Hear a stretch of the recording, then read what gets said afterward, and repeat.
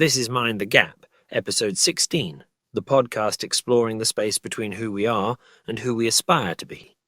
This episode looks at conformity, the quiet force that shapes our choices and silences our voices, often leading us to live behind a false self. Conformity can feel like a haven, offering comfort and belonging. But at what cost? How do we reclaim our authenticity in a world that constantly pulls us to fit in? This episode challenges you to rethink the illusion of safety and take one small step toward the real you. Here's Michael. Today, I want to explore something we've all faced, though we might not always name it. Conformity. It's a subtle force that can shape our choices, silence our voices, and, if we're not careful, smother the essence of who we are. Conformity often asks us to stay quiet, go along, and blend in. And the cost of doing so, well, it can be heavier than we realize. Let me take you to a moment that stayed with me, not because it's particularly dramatic, but because of how much it revealed about the quiet, insidious power of conformity. I was at a bar with a group of people.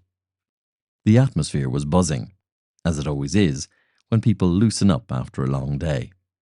Conversations were flowing, voices overlapping, the kind of easy camaraderie you find in such settings. And then someone cracked a joke. It wasn't funny. It was offensive. Casually sexist. The kind of comment that slips into the air almost unnoticed, wrapped in a tone of mockery that invites laughter. I remember the moment distinctly.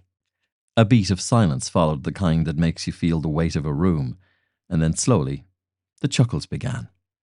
The laughter grew, swelling into a kind of collective agreement. This is acceptable. This is funny. I stood there and felt the pull. That subtle, almost magnetic pressure to join in, to laugh, to signal my participation in the group. But I couldn't. It sat wrong with me. So I didn't laugh. I stayed quiet. And in that silence, I felt something unexpected. The pressure of being the one who didn't conform.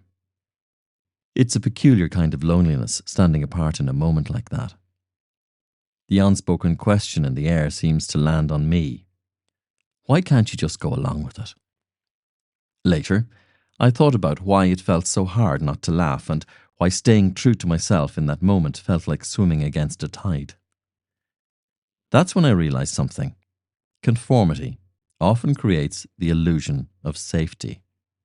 It's a mirage, a false comfort that whispers, if you just fit in, you'll belong.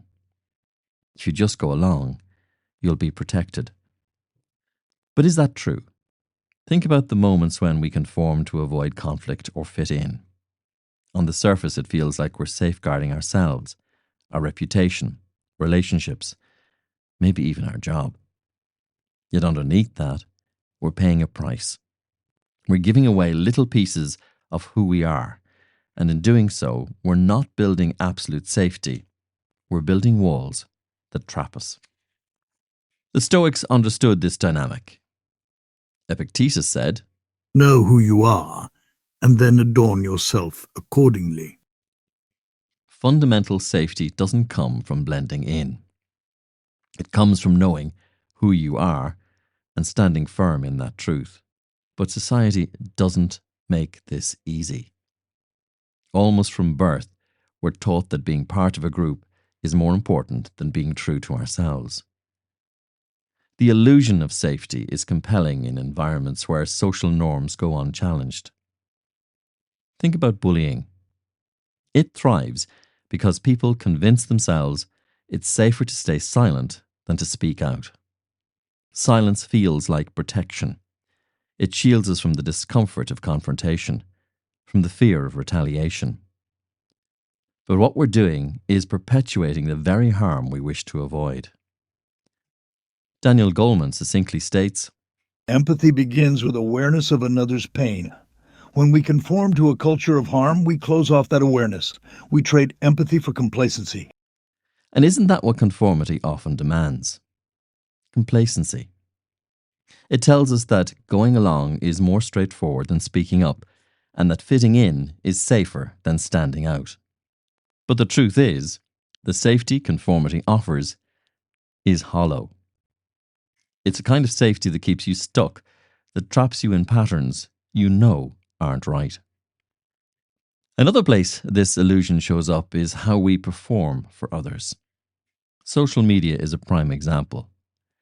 We curate versions of ourselves that fit what people want to see, chasing likes and approvals. It feels safe, doesn't it? To be seen, but only in a way that's controlled. To share, but only what we know will be accepted. Psychologists call this the false self. It's an identity we create to protect ourselves from rejection.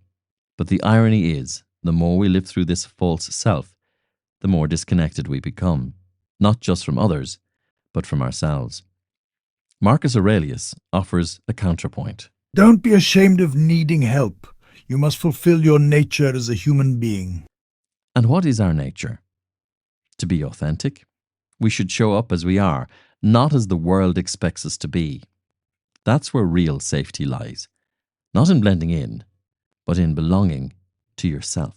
The illusion of safety through conformity can also appear in our professional lives. Have you ever sat in a meeting and held back an idea because you weren't sure how it would be received? Or nodded along with a decision you didn't agree with because it felt easier than speaking up? In these moments, conformity convinces us we're avoiding risk. But the real risk is staying silent. The real risk is losing the opportunity to contribute something meaningful. Let me offer you a story to illustrate this. A coaching client once told me about a project meeting where they had an innovative solution to a problem the team was stuck on. But they didn't speak up.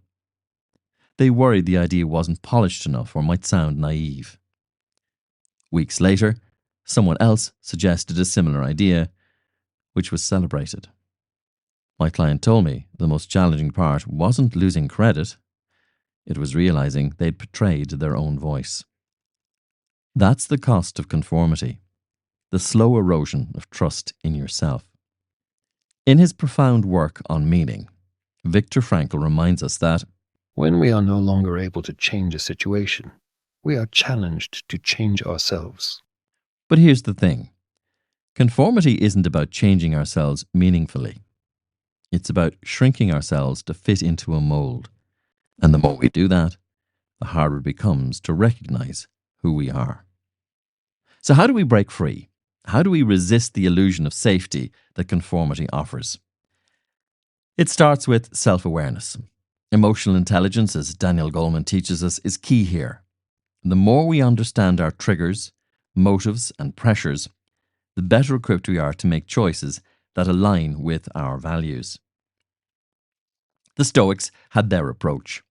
In his Meditations, Marcus Aurelius wrote to himself daily to reflect and realign on his principles. Journaling, or even taking a few moments of quiet reflection, can help us sift through the noise of the world and hear our voices. If you've never tried journaling, don't consider it a chore. Think of it as a way to have an honest conversation with yourself, a space where you can ask, am I living my truth or someone else's expectation? Living authentically requires more than introspection, though. It requires courage. The courage to set boundaries, to say no, and to stand apart when it's easier to blend in. It's not easy. I won't pretend it is. But the moment when it feels hardest, when you're standing at a bar and choosing not to laugh, are the moments that matter most. They're the moments when you bridge the gap between who you are and who you aspire to be. There's another layer to this, though. Creating spaces where others feel safe to resist conformity. When you challenge norms and speak up, you're not just claiming your authenticity. You're permitting others to do the same. Think about how powerful it feels when someone says the thing you were too afraid to say. That's the environment we should strive to create for ourselves and those around us. So this week, I invite you to notice where conformity creates an illusion of safety. Is it in a conversation where you feel pressure to agree? Is it in a decision you're making because it's expected, not because it's true to you? Pay attention to these moments. reflect on them. And if you can, take one small step towards breaking free. Because the world doesn't need more conformity. It needs more of the real you. Mind the gap. You've been listening to Mind the Gap with Michael Comyn. We hope today's episode has inspired you to reflect on the cost of conformity and the power of living authentically. If you found value in this conversation, we'd love for you to share it with a friend, leave a review, or join the discussion on our social channels. Remember, the world doesn't need more conformity, it needs more of the real you. Thanks for listening, and we'll see you next time on Mind the Gap.